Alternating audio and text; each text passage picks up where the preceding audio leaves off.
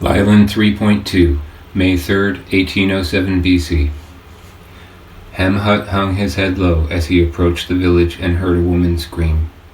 He ran up to her as quick as lightning and snapped her neck with one swift twist of a single hand, then lowered her body gently to the ground. No sooner had he taken another step than more eyes fell upon him. The villagers were coming out to see where the stifled shrill had come from, and no less than 10 people were looking right at him within seconds. He quickly killed them, and as quietly as he could. It didn't appear that anyone else had seen him, but he caught the eyes of 2 more, 2 women that had stayed hidden behind a door. He didn't suspect that he had been seen, despite the sounds of their hushed breathing, so they lived, for now. He made it to Melowe Aletta, the third coming of Lylan, without further incident, and ducked low to enter her family's hut. She was furiously fighting off her visions, and seemingly going insane as a consequence. At some point, her subconscious had determined that the only way out of the chaos was to pass through it, and it was pulling her in like a whirlpool inside of her head, but she fought against the impulse to surrender. She feared the dark, and she thought that perhaps if she could keep the visions at bay, they would eventually subside, but it only became increasingly more difficult to stay in her own mind, and she was so focused on keeping the visions out that she wasn't even seeing through her own eyes, wide open though they were. She was wafting in and out of reality. She had no tears left to cry, and now fought the sight off with desperate anger. She didn't even notice as Hamhut killed her mother right in front of her, didn't notice as he turned toward her and moved in her direction. It wasn't until he stopped right in front of her, practically filling her entire field of view with his massive form, that she saw him.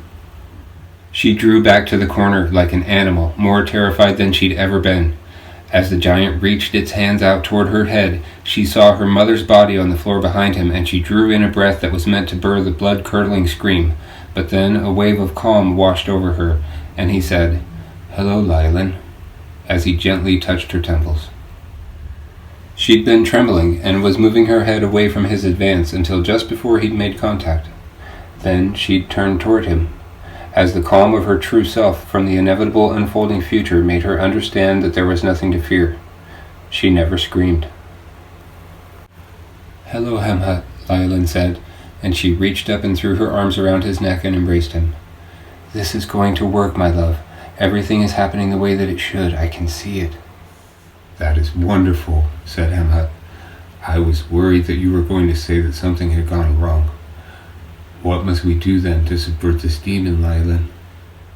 "Hamhut, you were seen. The first thing we have to do is to shut those eyes that have seen you, so that the demon may not use them to so easily find us," she said, breaking from her embrace of him, looking into the distant nothing. "Follow me quickly. We have to leave before we end up destroying this entire village. Be ready, though. We have to kill 8 more people on the way out. I'll handle 5, you get the 3 I tell you to get, and you move when I tell you to move. Keep your eyes on me." Then she raced out of the entrance to the hut. Hamhut, moving at more a fast walking pace for him than a run, stayed right behind her. As Lylan came to the edge of a building, she stooped down and glided her hand across the floor, decided on a rock, a nice jagged one, pointed at a man who came into view ahead, and said, "Him, go!" And as they passed the corner, Hamhut flying up ahead to demolish his target, Lylan jumped up and toppled the man that had been concealed around the corner, killing him quickly, puncturing the back of his skull with the rock, using his downward momentum and point of contact with the ground to embed the rock into the back of his neck at the base of the skull, and completely severed his spinal cord. His death, as brutal as it seemed, was painless. They moved through the village, quickly and quietly dispatching of any witnesses, until Lylan told him to wait and stay back as she proceeded ahead and crept inside of the hut where the 2 women who had seen him earlier were hiding. She emerged a moment later, having quickly killed them both, not a drop of blood on her, and beckoned for the giant to again follow her as she broke into a run. One last villager watched as the little girl ran by and pointed at him in passing. He never even saw the giant, and died instantaneously, his head crushed by the giant's hands, completely unaware that he was going to die until he was dead. Once they were out of view of the village, Lylan stopped running, and Hamhut slowed and came to a stop behind her. She was struggling to catch her breath, and bent over as she motioned for Hamhut to carry her, saying in a shuddering voice, "Please." He scooped her up and felt the tremors emanating from her little frame as her entire body shook in time with the beating of her pounding heart. She lifted a trembling hand and pointed a finger and said, "That way." And that way he went. She rested in his arms, trying to catch her breath, eyes closing intermittently as she focused and took deep breaths in and out. "The demon," she said between panting breaths. "Breathe, my love," he said. "We can beat him," she said, starting to get some control over her breathing rhythms. "We can destroy him. The path is clear to me now. Walk faster, Hemhat." She sat up in the cradle of his arms, chest still heaving from having run so far so fast, and stared into the future as Hemhat increased his forward speed. There was only one future now, only one wherein the demon was annihilated. Her choices were all predetermined from then on. She had to live out the role intended for her and manipulate the world to see that it plays its part in the demon's demise.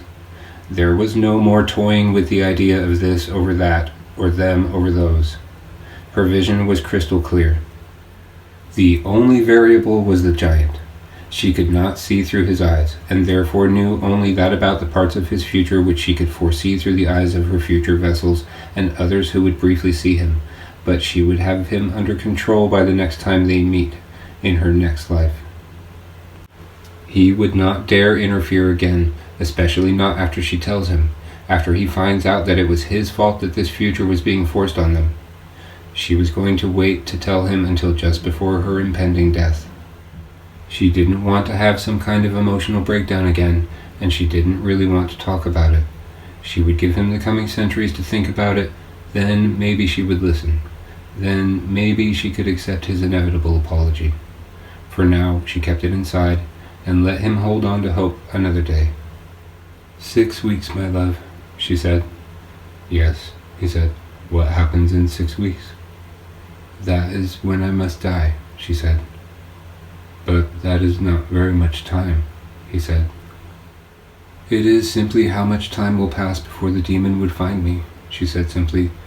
"There is no escaping one's own eyes. Even if I were to blind myself now, he will still know me from my memories of vision. I will ensure that during the last 2 of my lives, my vessels will be blind before coming into their powers, before awakening, and he will never see as I do and never find me. But until then, I must evade being seen as him, keep him from using my eyes to see the world, just as you must evade the sight of people. For if you are seen and the demon comes into the memory of having seen you again, he will redirect his energy in our direction, and everything will change. It doesn't matter who they are. If anyone sees you, you have to kill them.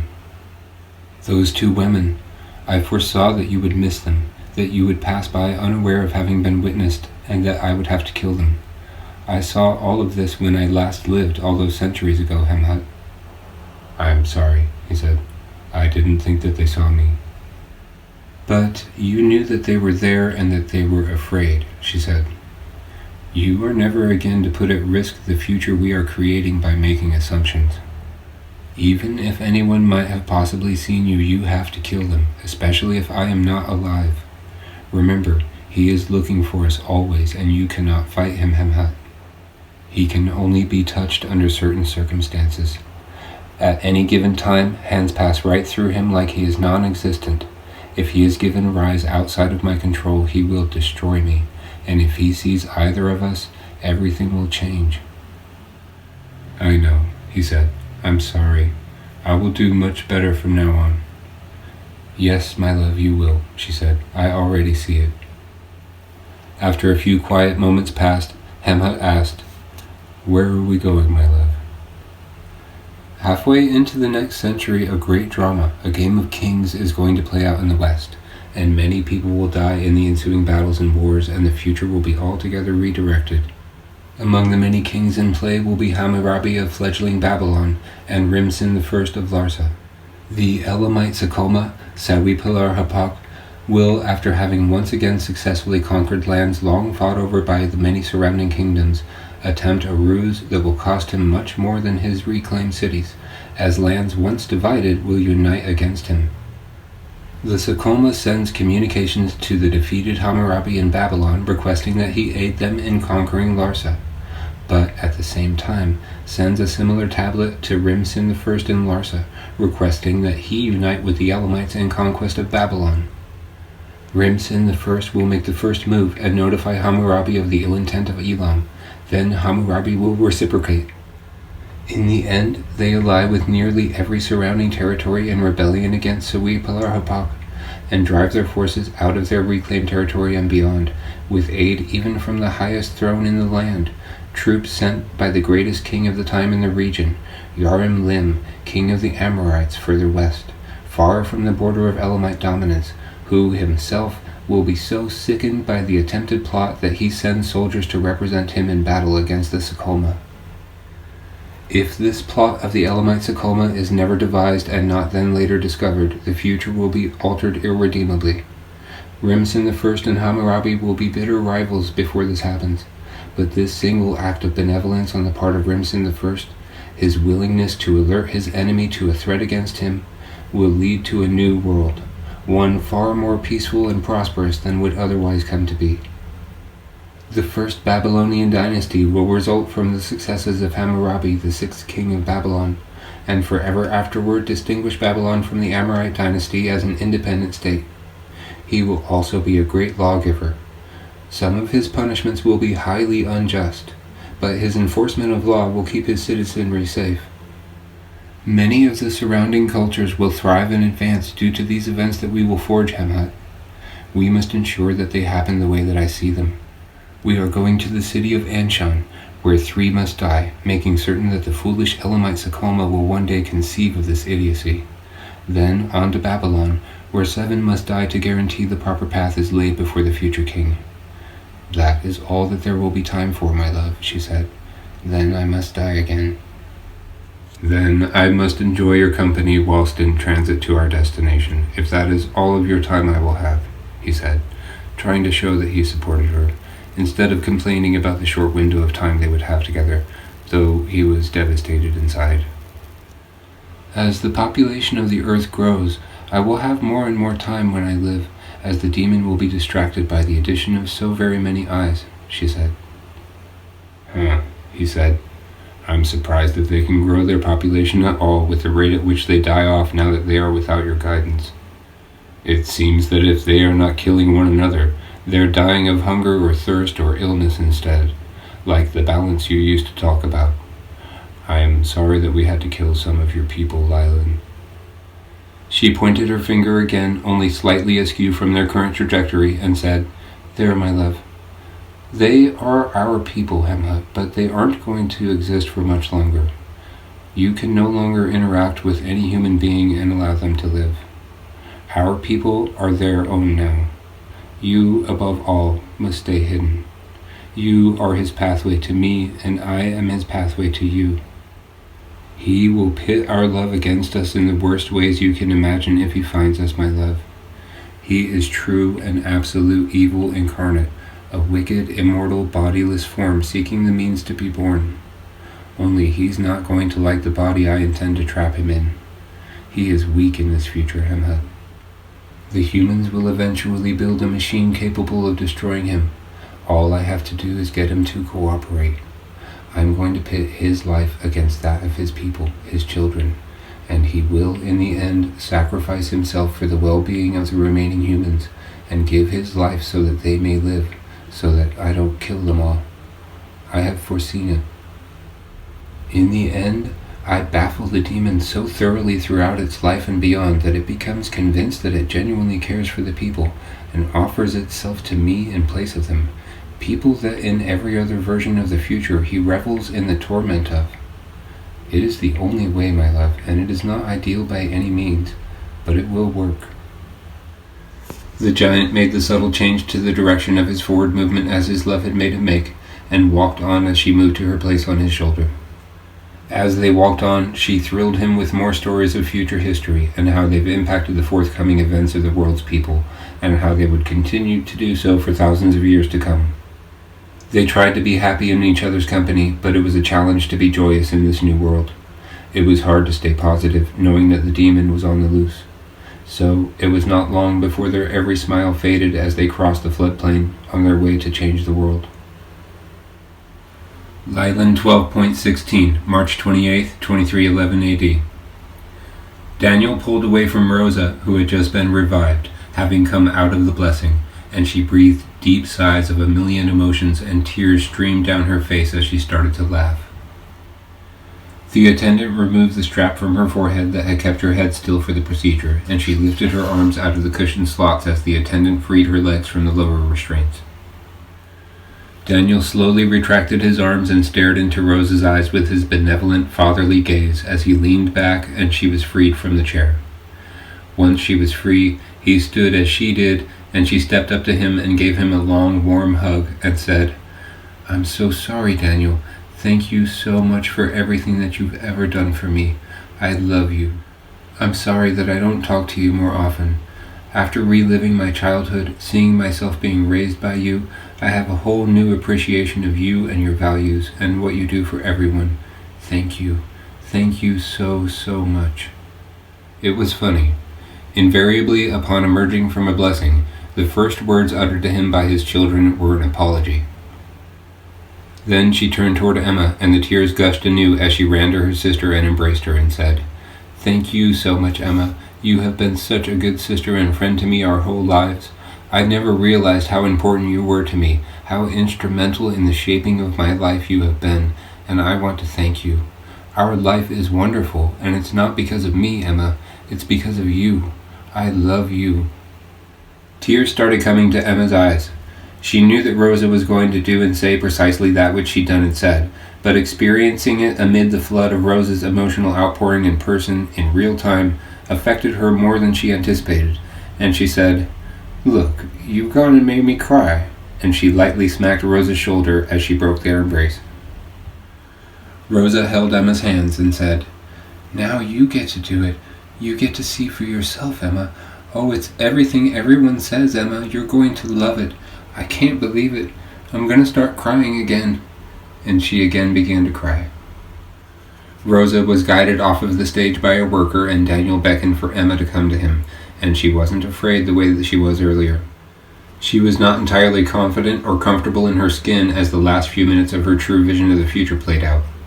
She still could only see past the blessing in feigned futures, and saw in them only imagined events contingent on her not undergoing the blessing.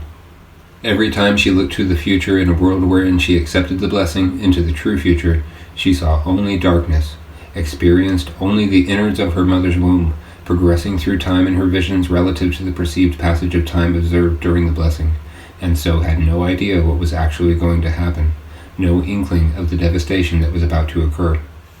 So she happily crossed the stage to much applause, waving and beaming at the crowd as she made her way to the fated emissary. Daniel watched her with adoration as she glided up to him, his incredibly gifted blind daughter. When he'd helped her to cultivate her gifts so long ago in her youth, he never imagined that she would one day be of such great importance to him as she was. For, unlike many of the people, Daniel did not doubt one bit that his Emma was capable of that which she claimed, and he believed everything that she told him about the future, every word, and he reacted accordingly. They had become the perfect king and queen of Earth, only she was not regarded in such high esteem as Daniel, and never would be. During the time of the 12th and final rebirth of Lylan, it was Daniel Dwyer and not Lylan who was revered as a god. It was important not to move during the blessing, so the ritual chair was designed to constrict the movements of the recipient. The arms on the emissary's chair were much higher, and the height of the chair itself was adjustable to compensate for varying needs of alignment. There was a constricting forehead strap and leg straps fastened to the recipient's chair. The arms, which formerly were also equipped with straps, had been redesigned many decades ago to be long-lined grooves, as people in general were uncomfortable having their hands strapped down along with their head and legs. It caused people anxiety and made them feel claustrophobic, so the straps were done away with, and the cushioned grooves along the arms of the recipient's chair now served to hold their arms in place. "Are you ready, child?" he asked her as she approached, and he waved an arm towards the chair. "Yes, I'm ready," she said, pushing away that little voice that was urging her to back out and go home, not surrendering to fear, ready for the unknown. "Then be seated," he said, "and let the blessing commence." She sat in the cushioned chair, and the attendant sat straightaway adjusting the height of the forehead strap and securing her legs and head to the chair, and she watched herself through the emissary's eyes as Daniel sat across from her, close enough to feel his breath on the back of her hands as she slid them in between the cushions and sunk them into the arms of the chair. The attendants backed away, and Daniel leaned in toward her and closed his eyes. His hand slid up toward the sides of her head, and he gently touched her temples. He transmuted his mind to be one with hers, careful not to damage her brain in the process, reaching in, extending tendrils of his soul into hers, and creating a link in their nervous system, uniting the minds of Emma Carter and his own, the emissary's brain serving as the conduit to his mind, or so it would seem. At first she didn't feel anything, and her blindness made it so that the transition into the blessing was veritably indiscernible, as she went only from darkness to darkness. It was when she realized that she couldn't see anything from the eyes of those around her anymore, nor anyone else, and when everything went quiet, that she realized that she was undergoing the blessing. At first she felt trapped, as would any fully cognizant mind stuck in a thumping womb for what felt like an eternity. Then she was finally free, born into the world. The spirit of Daniel in emissary form welcomed her into the world, as he did all of his children, and set to cleaning her and tending to her before giving her to himself in the mother's body, which was also possessed by the spirit of Daniel during childbirth, as all new mothers invariably were, and she began to suckle the teat of the mother's body. Daniel, having taken possession of her mother's body, looked down at her with love in his eyes, and said in an amalgam of his voice and that of the maternal vessel, "Welcome, Emma Carter. Welcome to the world I have made for you. In this world, you will never know pain if I can prevent it, never know illness if I can thwart it, never know suffering if I can avert it, and never know sadness if I can uplift you. You are so special to me, Emma. I love you, and I always will. To be a good person, my child, is all I ask of you. Otherwise you are free, free to embrace and enjoy the world as you like. So long as you carry good thoughts in your mind and good feelings in your heart, good things will happen for you, I promise. There is nothing you can't do. You need never fear anything. I will protect you from any harm, even the harm of fear itself. You will never have to worry about anything." Then he looked and saw the oddity in her eyes. Her pupils were malformed, hazy, and he inspected her more closely and said, "Oh, my little Emma, I think you may be blind. How did that happen?" He thought for a moment a sinister thought, moments after reconsidered, and then looked back down at her and said, "That means that you are one of my extra special children. You will be celebrated for that which makes you different, and you will never feel inferior or out of place if I can help it. Oh, my little one, your life is going to be wonderful."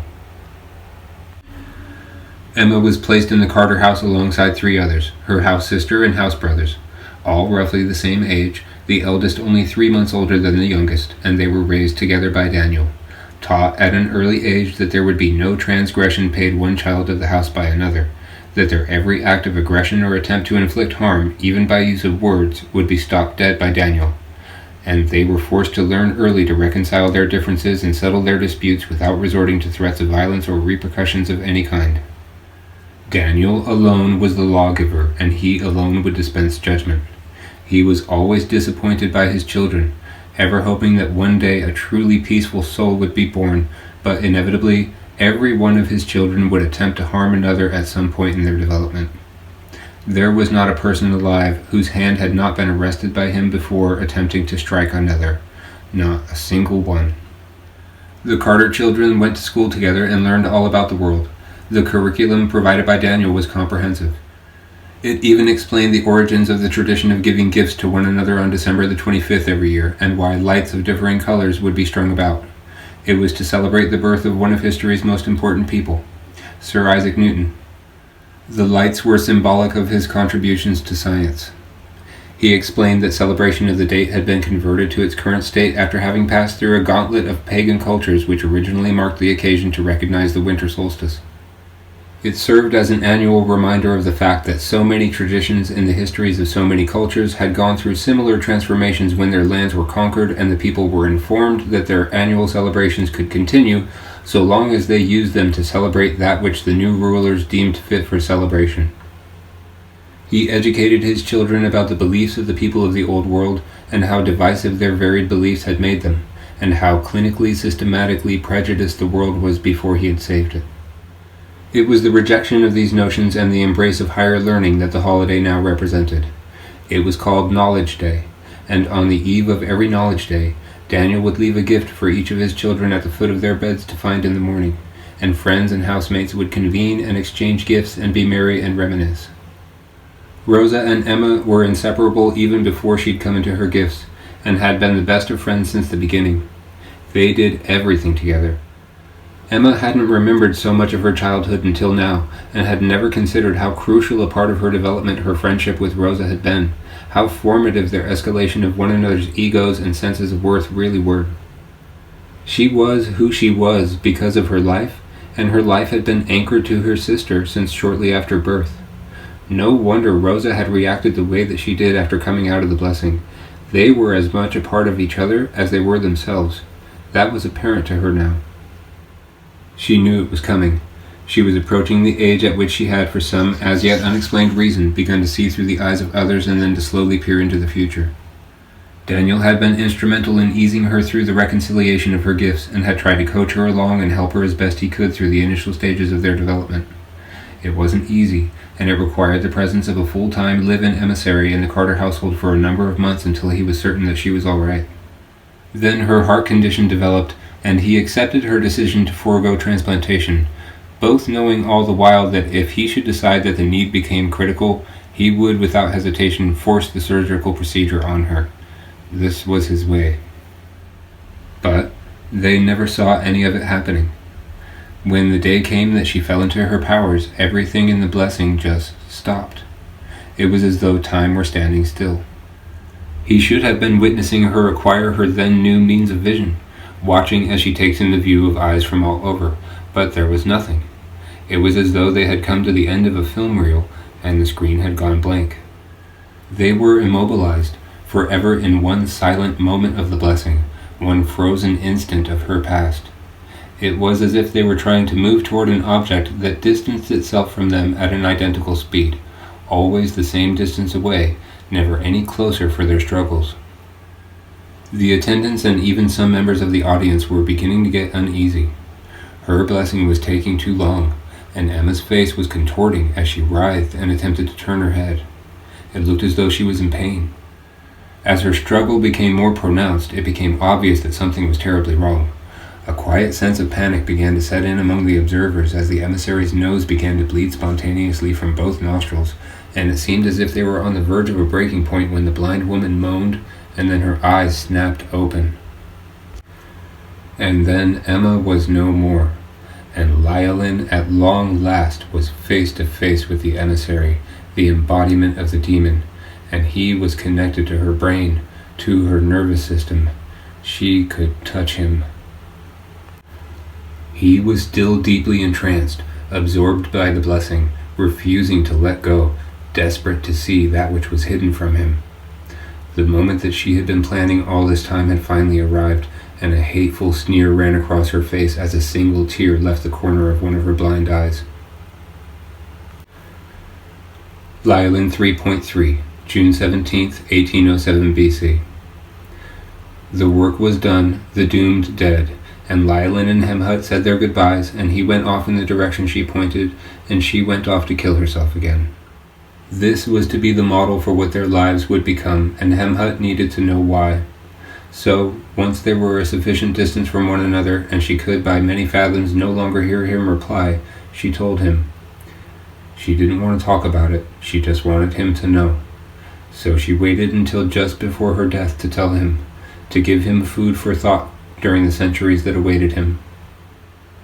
Hemhut, I know you can hear me, she said, and there's something you need to know. I don't want to hurt you, and I don't blame you for doing what you did, but I need for you to understand how important it is that you follow my every word from now on. Do not stop walking." Miles and miles away, Hemhut walked on forever in the direction she had bid him walk, watchful only for that which she had bid him seek, and listening to his lost love speak. "I don't know how to tell you, so I'm just going to say it," she said. Then again, "Hemhut, please, whatever you do, do not stop walking. Keep walking." She came to the shore of the river and stopped. "Hemhut, there were many paths that we could have taken, many ways that we could have subdued and controlled the demon," she said. "We could have still had a version of our paradise, not the same, but still wonderful. Now we have to destroy the demon, Hemhut, and there is only one way to do that. We have to shape the future of mankind so that they will one day be capable of devising an instrument that can destroy his spirit. Then I will use it to destroy him. He knows who I am now, and there is no reasoning with him. It is to be a battle to the death between the demon and me. Hemhut." She paused and then went on. "The reason that he now knows me is because you stopped me, Hemhut. I was on my way to saving our future, and you wouldn't let me go. The moment that you grabbed a hold of my arm as I was trying to get away, our paradise crumbled before my eyes. You could see how afraid I was, and even though I was screaming for you to let go of me, you held on to me. Every second that I struggled in your arms, the future became more narrow, more dark and violent and terrible. I brought the demon into this world, and I will take him out of it, but you surrendered the earth to him, Hemhut. You made him veritably unstoppable by collapsing so many other possible pathways to the future. Don't stop walking." Hemhut listened and kept walking, desiring so much to turn around, close the gap between them, and talk to her, but knowing that it would be not only in open defiance of the wishes of his love, but that he would never reach her in time anyway. She was about to die again, to succumb to the waters of the raging river. He was hearing her last words for the third time. He kept walking and focused on her voice from behind him in the distance. "I am only telling you now because I don't want to become angry with you, because I love you and I don't really want to talk about it. I just need you to know how important it is that you not only do what you must do, but that you allow me to do what I must. I understand that you didn't want me to die, Hemhut. I just need you to understand why I had to. Now the whole world is falling down. I have no choice but to follow one path, the path that ends with the destruction of the demon Daniel Dwyer. That will be his name when he comes, Hemhut. He is no longer a faceless monster of many names. He is Daniel Dwyer. I am the only one that can stop him now. I will be the only thing standing between salvation and annihilation when his time comes, and the end result will be catastrophic for the people of Earth. But I will, in the end, strike down this demon, and the surviving people will be free. I just wanted you to know, my love," she said. "My forthcoming lives will all be cut short as is needed to evade the wandering vision of the demon. The thousands of years of time that we once had to spend together have been reduced now to less than a decade. We will never know peace. We will never find happiness. We could have if you had let me die, but you stole thousands of years of our future love and traded them for an extra few seconds with a doomed vessel. You threw away our future happiness only to prolong your time with a faded lump of flesh. I told you that I had to die. That was my mistake. If I would have stayed quiet and just run, things would have been different. Don't stop walking, my love." She paused and gazed deep into the rushing water that was about to carry her crashing to her demise. Then she continued, "I know you wanted to save my life, Hemhut, but in truth, you killed me. I no longer have any semblance of what I would call a life anymore. My entire existence is now a shadow on a wall. There is nothing for us now, Hemhut. I'm sorry, but you had to know the truth. So, until next we meet, farewell, my love." Lylin plunged into the river. Both of her legs broke upon impact with the riverbed, and the last sounds Hemhut heard from her were the sounds of quieted anguish before she was pulled under the water and drowned moments later. The giant winced at the sound of her pain and shook his head and sighed, contemplating everything she had just told him, focused on maintaining his forward momentum as she had repeatedly instructed him to do. His mind was buzzing, and guilt over what he'd done grew within him like a pearl around a grain of sand, hardening in his spirit, and he walked on into the night, alone.